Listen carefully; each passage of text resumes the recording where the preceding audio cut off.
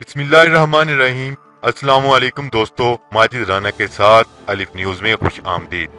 उम्मीद की जाती है कि आज की ये वीडियो आपको पसंद आएगी।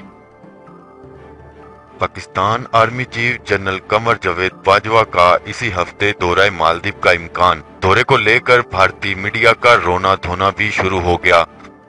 आज की हमारी इंफॉर्मेशन इसी हवाले से आर्मी चीफ का दौरा मालदीव, और उम्मीद की जाती है कि आज की ये वीडियो आपको पसंद आएगी।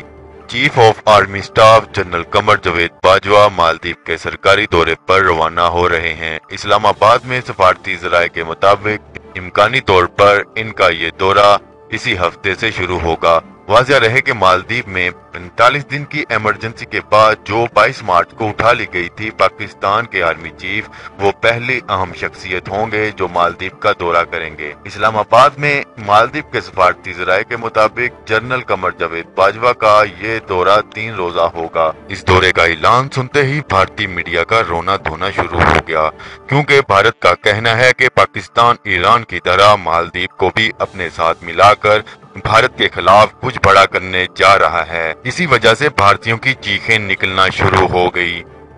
अगर आपको ये वीडियो पसंद आए तो हमारा चैनल सब्सक्राइब करें, लाइक करें, कमेंट करें। शुक्रिया। पाकिस्तान जिंदाबाद।